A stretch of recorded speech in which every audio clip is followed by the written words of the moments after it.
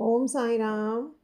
प्रिय साईं भक्तों, आज हम साईं सच्चरित्र के अध्याय 36 का पावन पाठ सुनने जा रहे हैं। इस अध्याय में साईं बाबा की सर्वज्ञता, उनकी करुणा और भक्तों की परीक्षा का अद्भुत वर्णन है।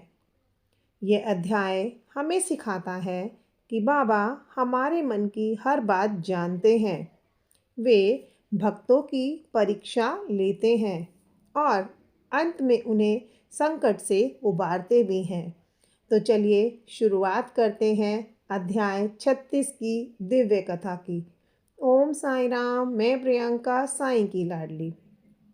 साईं सच्चरित अध्याय 36 में गोवा में दो सज्जन रहते थे।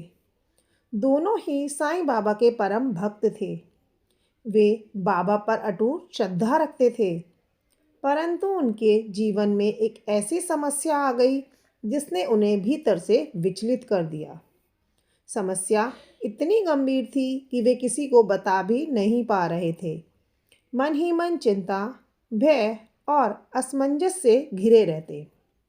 उन्होंने निश्चय किया कि अब शिरडी जाकर ही बाबा से मार्गदर्शन लेना होगा, परंतु समस्या यह थी कि वे अपने मन की बात किसी से कह नहीं पा रहे थे।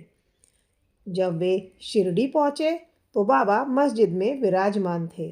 उन्होंने बाबा के चरणों में शीश नवाया, पर मन की बात कहने का साहस वे तब भी ना जुटा पाए।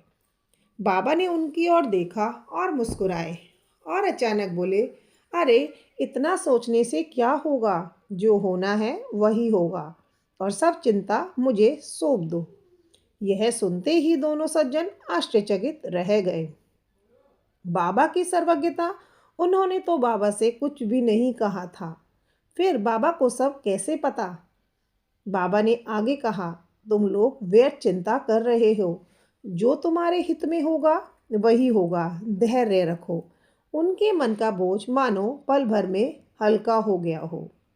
कुछ ही समय में उनकी समस्या का समाधान स्वयं ही हो गया। बिना किसी संघर्ष के, बिना किसी प्रयास के सब कुछ ठीक हो गया। और तब उन्हें समझ आया, बाबा शब्दों से नहीं, मन से बात करते हैं। बाबा को कुछ कहना नहीं पड़ता, वे सब जानते हैं। अब इस अध्याय की दूसरी और अत्यंत भावपूर्ण कथा आती है। श्रीमती औरंगाबादकर साईं बाबा की अनन्य भक्त थी।